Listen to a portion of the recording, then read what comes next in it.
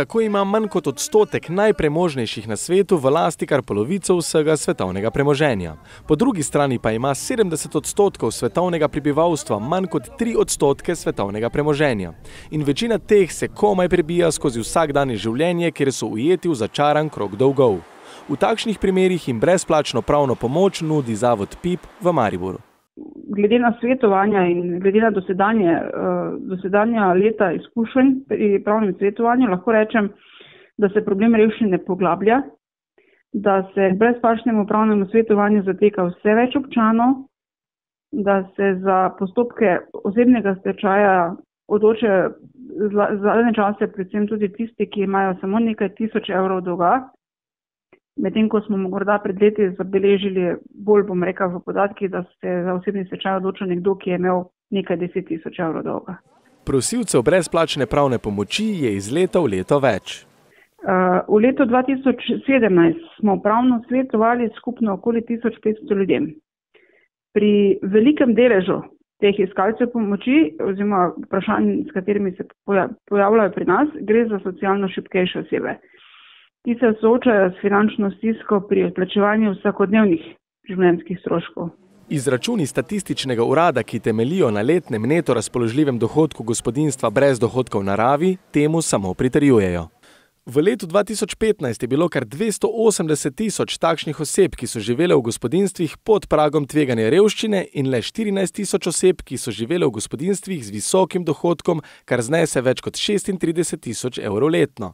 V enakem letu je bilo kar 153.000 gospodinjstev pod pragom tveganja revščine in le 6.000 gospodinjstev z visokim dohodkom. Leta 2015 je bilo kar 731.300 takšnih oseb, ki so v celem letu prejele manj kot 7.396 evrov. Leta 2016 pa je bilo takšnih oseb že 735.700. Leta 2015 pa je bilo takšnih, ki so v celem letu prejeli več kot 36.000 evrov, le 16.600, leta 2016 pa že 18.100.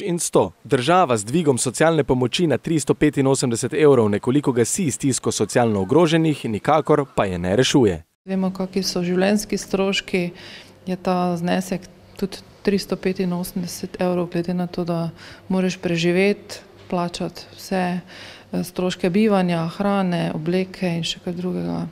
Je to za posameznika seveda absolutno znesek, ki ga potrebujejo. Bravčeva sicer z optimizmom razlaga, da se je število prosilcev denarne socialne pomoči v Mariboru v zadnjih letih ustalilo okoli številke 6.000, vendar pomoč pri njih iščejo tudi ljudje, ki so na minimalnih plačah, dejansko tudi prihajajo po te izredne denarne pomoči, ko imajo neke večje izdatke, večje nujne življenjske potrebe. Premoženjska neenakost je največja v zadnjih 50 letih. Negotovost in strah pred družbenim zdrsom in izključitvijo se širi tudi med srednjim slojem v številnih družbah.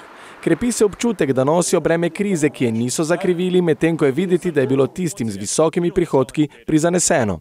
Zdi se, da imamo dve vzporedni realnosti. V prvi realnosti je večina ljudi, ki se iz dneva v dan borijo za spodobno življenje, v drugi pa se zdi, da ni nobenih finančnih omejitev. Nujne so torej spremembe davčnega sistema v smeri, da bodo premožnejši nosili bolj pravičen delež davčnega bremena. Poleg višjih davčnih stopenj pa je treba tudi preprečiti davčno izogibanje.